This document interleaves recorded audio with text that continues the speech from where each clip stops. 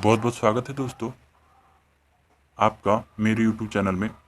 आज हम लोग देखने वाले हैं क्लास 7 का विज्ञान का चैप्टर नंबर 6 जो है भौतिक एवं रासायनिक परिवर्तन। उसका हम लोग वीडियो नंबर 2 देखेंगे, यानी कि पार्ट 2 देखेंगे, जिसमें हमको करना है रासायनिक परिवर्तन के बारे में हम लोग इस वीडियो में जानेंगे। अगर आप लोग मेरा पिछले वाला वीडियो यानी कि पार्ट 1 का वीडियो नहीं देखा है तो मैंने इस वीडियो के डिस्क्रिप्शन में लिंक दे रखा है, वहां से जाकर आप लोग उस वीडियो को देख पाएंगे। तो चलिए शुरू करते हैं रासायनिक परिवर्तन के बारे में। आइए पढ़ते हैं और जानते हैं क्या है रासायनिक परिवर्तन, क्या होता है। ठीक है, तो देखिए, लोहे में जंग लगना एक ऐसा परिवर्तन है जिसे आप भली भांति से परिचित होंगे। आपका कुछ ना कुछ जो लोहे का सामान है उसमें कभी न कभी जंग लगा ही होगा, आप देखे होंगे। यदि आप लोहे के एक टुकड़े को कुछ दिनों के लिए खुले में छोड़ दे तो इस पर क्या होता है, भूरे रंग के पदार्थ की परत जम जाती है। इसी को हम लोग क्या कहते हैं, यही जो पदार्थ होता है इसी को हम लोग जंग कहते हैं। और ये जो पदार्थ, जो जंग लगने की जो प्रक्रिया होती है वो क्या कहलाती है, जंग लगना कहलाती है। देखिए चित्र 6.2 में यहाँ पे दिखाया गया है, कुछ ऐसे वस्तुओं के बारे में बताया गया है जो बगीचे या कहीं ऐसे स्थान के दिखाया गया है जहाँ पे ऐसे ही खुले में छोड़ दिया गया है लोहे का सामान, उनमें क्या हो गया है, जंग लग गई है। तो देखिए आगे चलते हैं कि देखिए अब पार्क अथवा लॉन आदि के लोहे के दरवाजे अथवा बगीचे या पार्क में रखे आदि जो लोहे होते हैं, वो बेंच और लोहे की लगभग कोई भी वस्तु जो खुले में रखी रहती है उनमें जंग लग जाती है। तो आइए देखते हैं। और बहुत सारे ऐसे भी लोहे होते हैं, ऐसे लोहे के पदार्थ होते हैं जिनमें लग जाती है, जैसे कि घर में रखी जो कुल्हाड़ी होती है उसमें भी लग जाती है, हथौड़े होती है उसमें भी लग जाती है। कुछ दिनों तक क्या करना है, इनको आदि को वायु में अगर कुछ दिनों तक खुला रख देने पर इनमें जंग लग जाती है। रसोई के लोहे का गीला तथा कुछ समय तक खुला छोड़ देने पर उसमें जंग लग जाती है। गीला यानी कि भीगा हुआ छोड़ देने पे और उसको खुला वायु के संपर्क में रहने से क्या होती है, लोहे की जो चीजें होती है उनमें जंगे लगना शुरू हो जाती है, फिर जंग लग जाती है। जंग लोहा नहीं है, जो जंग है वो लोहा नहीं है। जंग उस पदार्थ यानी कि लोहे से भिन्न है, यानी कि अग है जिस पर ये लगती है। तो आइए हम कुछ ऐसे ही परिवर्तनों के बारे में हम लोग आगे जो आने वाले जो पार्ट हैं उनमें देखेंगे। तो देखिए क्रियाकलाप 6.6, पहले इसको कर लेते हैं और भली भांति समझेंगे क्या है जो जंग लगना कैसे होता है, क्या होता है इसके में। आइए देखते हैं क्रियाकलाप 6.6। इससे पहले कुछ चेतावनी दिया गया है कि मैग्नीशियम के जलते हुए फीते को आपको एकटक यानी कि लगातार उसको नहीं देखना है, इससे आपकी जो आंखें हैं वो उसमें दर्द या कुछ उनमें हानि हो सकती है। ठीक है, यहाँ पे देखिए कि मैग्नीशियम की पतली पट्टी अथवा तार का टुकड़ा ले लीजिए। क्या करना है, मैग्नीशियम की एक पतली पट्टी या फिर मैग्नीशियम के ही पतला तार ले लेना है। इसके सिरों को रेगमाल से, ठीक है, एक पदार्थ होता है, उसे क्या करना है, साफ कर लेना है। सिरे को मोमबत्ती के लो के पास लाइए। जब साफ कर लीजिएगा तो क्या करना है, जो सिरा होगा उसको मोमबत्ती के पास लाना है। यह चमकदार श्वेत प्रकाश देती है, यानी कि वो क्या हो जाता है, मैग्नीशियम की जो फीता लेते हैं या तार लेते हैं वो जलना प्रारंभ कर देती है, जो जैसे चित्र 6.3 में दिखाया गया है। पूरी तरह जलने के बाद कुछ सफेद भस्म यानी कि जिसको हम लोग राख या पाउडर भी कहते हैं वो बच जाता है। क्या भस्म मैग्नीशियम के फीते जैसे लगती है, जो मैग्नीशियम का फीता जैसे आप पहले था जलने के बाद वैसे दिखता है।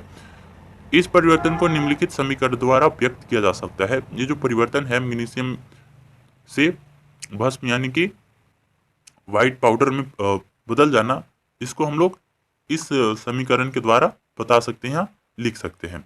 जैसे यहाँ पे मैग्नीशियम जिसका होता है Mg प्लस ऑक्सीजन जिसका होता है O2। ठीक है, जब दोनों आपस में मिलेंगे तो क्या बनाएंगे, मैग्नीशियम ऑक्साइड, जिसको हम लोग क्या कहते हैं, MgO, मैग्नीशियम ऑक्साइड। यहाँ पे ध्यान दे कि यहाँ देखिए लिखा हुआ है आगे की ये जो दिया गया है कि ध्यान दे कि यहाँ लिखी समीकरण गणित में प्रयुक्त समीकरणों से भिन्न है, यानी कि बहुत ही अलग है।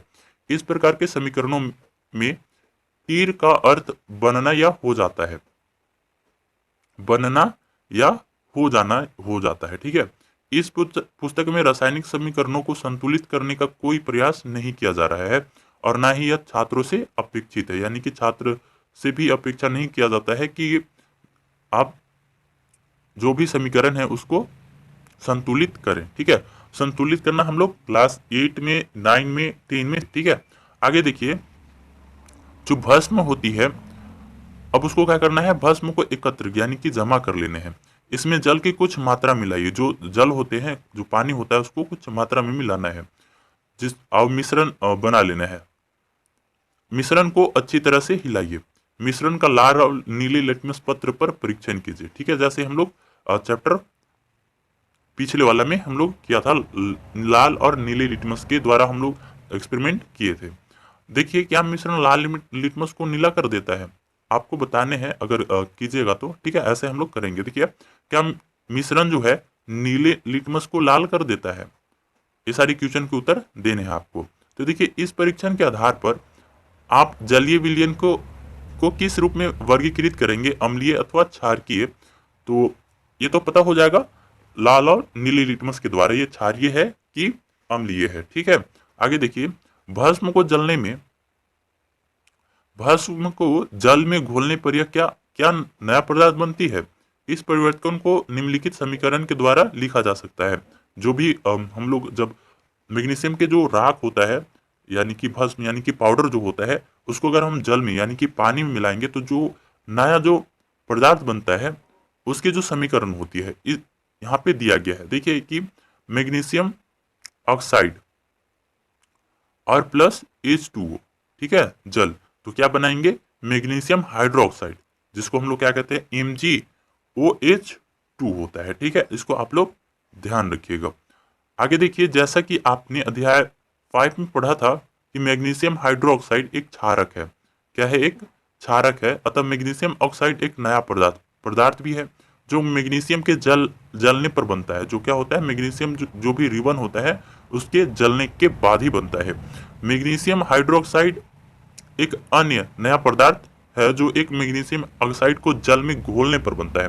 जब हम मैग्नीशियम का जब जला हुआ जो भाग होता है, जला हुआ जो पाउडर होता है, उसको अगर हम घोले तो क्या बनता है, मैग्नीशियम ऑक्साइड बनता है जल में घोलने के बाद। अगला जो है क्रियाकलाप 6.7 है। इसको देखिए कि शिक्षक के द्वारा निर्देशित किए जाने के लिए, यानी कि शिक्षक के देखरेख में ही ये जो क्रियाकलाप है आप लोग अपनी क्लास में कीजिएगा तो बेहतर होगा। ठीक है, समझने में भी आपको आसानी होगी और आप सावधानियां भी बरत पाएंगे। आगे देखिए 6.7 को, कांच के गिलास या कटोरी अथवा चौड़े मुंह की बोतल में लगभग आधा कप पानी लेकर उसमें 1 चम्मच कॉपर सल्फेट यानी क्या नीला थोथा मिला लेना है, यानी कि घोल लेना है। इस विलयन में तनु सल्फ्यूरिक अम्ल जो होता है, तनु सल्फ्यूरिक अम्ल की कुछ बूंदे मिलाइए। अब क्या करना है, जब कॉपर सल्फेट घोल लेंगे पानी में तो उसमें क्या करना है, तनु सल्फ्यूरिक अम्ल को मिलाना है, कुछ बूंदे ही। आपको नीले रंग का विलयन मिल जाएगा। नीले कलर की वो जो विलयन होगी सारे करने के बाद वो आपको दिखाई देंगी। एक परख नली अथवा कांच की छोटी बोतल में विलयन का थोड़ा सा नमूना बचा लीजिए। अब जो भी हम लोग घोले हैं उसका नमूना जो है उसको बचा लेंगे थोड़ा सा। शेष विलयन को एक कील अथवा उपयोग किए जा चुके ब्लेड का टुकड़ा उसमें डाल देना है। लगभग आधे घंटे तक प्रतीक्षा कीजिए। अब मतलब इंतजार करने आधे घंटे, लगभग आधे घंटे तक। अब विलयन के रंग को देखिए, जो विलयन होगा वो इस तरह से यहाँ पे देखिए दिखाया गया है। विलयन जब आधा घंटा प्रतीक्षा करने के बाद क्या होगा, ये जो है ये ग्रीन कलर के, पहले तो ब्लू कलर का था अब ग्रीन कलर का हो गया। तो देखिए इसमें क्या हो रहा है, इसकी तुलना अलग से बचाए गए नमूने वाले विलयन के रंग से कीजिए। तो हम लोग अगर बचाएंगे, ठीक है, तो उसमें जो पहले वाला जो विलयन होगा उसमें नीला कलर का होगा, और जो हम लोग बाद में जब इसमें आयरन की टुकड़ा डालेंगे कुछ भी, तो आधे घंटे के बाद इसका जो कलर होगा वो चेंज हो जाएगा।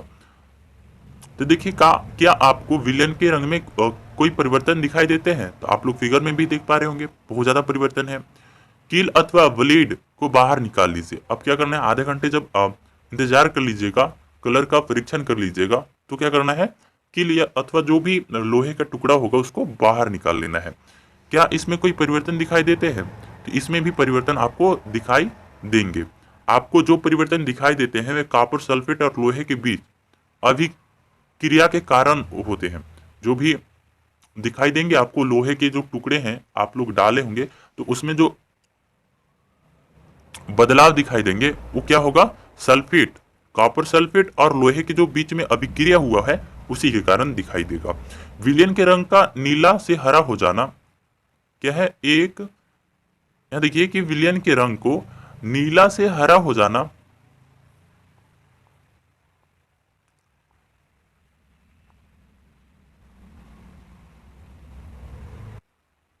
एक नए पदार्थ आयरन सल्फेट, ठीक है, आयरन सल्फेट के बनने का कारण होता है। बनने के कारण ऐसा होता है कि नीला जो विलयन होता है वो हरा कलर में यानी कि ग्रीन कलर में चेंज हो जाता है। लोहे की कील पर भूरा नीचे कॉपर या तांबे की परत के कारण ऐसा होता है, उनमें रंग में परिवर्तन हो जाती है। जो एक अन्य पदार्थ जो एक अन्य ही पदार्थ है, अलग ही पदार्थ है। हम इस अभिक्रिया को निम्न प्रकार से व्यक्त कर सकते हैं। ये जो अभिक्रिया है उसको हम लोग निम्न सारणी से बता सकते हैं, दिखा सकते हैं। देखिए यहाँ पे कॉपर सल्फेट जिसको हम लोग क्या कहते हैं? CuSO4, ठीक है, जिसको नीला थोथा भी कहते हैं। अब प्लस करेंगे Fe यानी कि आयरन को, जिसको हम लोग लोहा हिंदी में कहते हैं। तो क्या क्या बनाएंगे देखिएगा, आयरन सल्फेट विलयन FeSO4 जो होगा हरा कलर का, प्लस कॉपर यानी कि Cu भूरा नीचे, जिसको हम लोग जंग भी कह सकते हैं, ठीक है। इस तरह से हम लोग इसका जो है समीकरण इस तरह से हम लोग बता सकते हैं, दिखा सकते हैं। अगला जो है क्रियाकलाप 6.8, इसमें भी देखिए किसी प्रख नली में लगभग 1 चम्मच सिरका ले लेना है, ठीक है।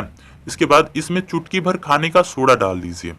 आपको एक बुदबुदाहट की ध्वनि सुनाई देगी, यानी कि जैसे क्रैक होते हैं ना, छोटे छोटे क्रैक होते हैं तो आपको सुनाई देंगे वैसी आवाजें, और गैस के बुलबुले बाहर निकलते दिखाई देंगे। इस गैस को चित्र 6.5 में दिखाई गई व्यवस्था के अनुसार ताजे बने चूने के पानी से गुजारिए। जो अभी अभी जो चूना तैयार हुआ होता है उससे गुजारने हैं इसको, ठीक है। चूने का पानी तैयार करने की विधि अध्याय जो है 5 में बताया गया, आप लोगों को अच्छी से तैयार कर लीजिएगा। तो देखिए चूने के पानी में क्या परिवर्तन होते हैं,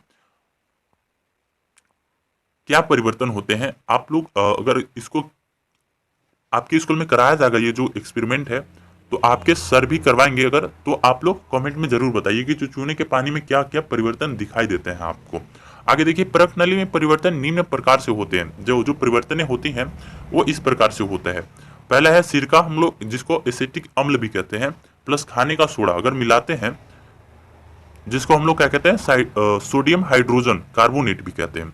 एक बार फिर से देखिए, जब हम लोग सिरका में क्या है, जब हम सिरका में जिसको एसिटिक अम्ल भी कहते हैं उसमें मिलाते हैं खाने का सोडा, जिसको हम लोग सोडियम हाइड्रोजन कार्बोनेट कहते हैं, तो क्या क्या बनाएंगे? कार्बन डाइऑक्साइड जिसको हम लोग CO2 कहते हैं। इसके बाद जो बनेगा अन्य पदार्थ होगा, ठीक है। यहाँ पे देखिए इसको दिखाया गया है इस तरह से। अगर हम लोग क्या करते हैं, इसमें मिलाते हैं चूने वाला पानी, तो इस तरह से हो जाता है, ठीक है। पहले तो ऐसे जैसे क्रैक होता है ना, पानी में बुलबुल करके बुलबुले के साथ निकलते हैं गैस के साथ। तो यहाँ देखिए जो फिगर दिखाया गया है ये है चूने के पानी में गैस को गुजरने के लिए व्यवस्थित किया गया है इस तरह से। आप लोग इस फिगर को याद रखिएगा, एग्जाम में कई बार पूछ भी सकता है, पूछता भी है, ठीक है। आगे चलते हैं। देखिए कार्बन डाइऑक्साइड और चूने के पानी के बीच अभिक्रिया निम्न प्रकार से होती है। जो भी अभिक्रिया होती है इस तरह से होती है। देखिए यहाँ पे कार्बन डाइऑक्साइड जिसको हम लोग CO2 कहते हैं, प्लस चूने का पानी जिसको हम लोग क्या कहते हैं? OH2, जो बनाएंगे कैल्शियम कार्बोनेट जिसको हम CaCO3 निकलेगा, हम उनसे क्या प्राप्त होगा? जल, यानी कि H2O की प्राप्ति हो जाएगी। आगे देखिए कि जब कार्बन डाइऑक्साइड को चूने के पानी में प्रवाहित किया जाता है, बहाया जाता है, यानी कि मिलाया जाता है, तो कैल्शियम कार्बोनेट बनता है। क्या बनता है? कैल्शियम कार्बोनेट बनता है। आप लोग इसको याद रखिएगा, 1 नंबर वाला क्वेश्चन में कभी भी पूछ सकता है जब एग्जाम होगा। जब कार्बन डाइऑक्साइड को चूने के पानी में प्रवाहित किया जाता है तो क्या बनता है, कैल्शियम कार्बोनेट बनता है, जिससे चूने का पानी दूधिया हो जाता है, यानी कि जो व्हाइट कलर की हो जाती है। चूने के पानी का दूधिया हो जाना कार्बन डाइऑक्साइड का मानक परीक्षण है। ठीक है, जो भी चूने का पानी है वो दूधिया यानी कि व्हाइट कलर का हो जाना क्या है, कार्बन डाइऑक्साइड का मानक परीक्षण है। आप इसका उपयोग अध्याय 3 में हम लोग भली बातें से देखेंगे, इसको चैप्टर 10 में देखेंगे इसको लिए। यह दिखाने के लिए करेंगे कि हम श्वसन में जो वायु बाहर निकालते हैं उसे उसमें कार्बन डाइऑक्साइड की मात्रा अधिक होती है। जो हम लोग सांस लेते हैं और बाहर जब निकालते हैं तो क्या होती है, कार्बन डाइऑक्साइड की मात्रा अधिक हो जाती है।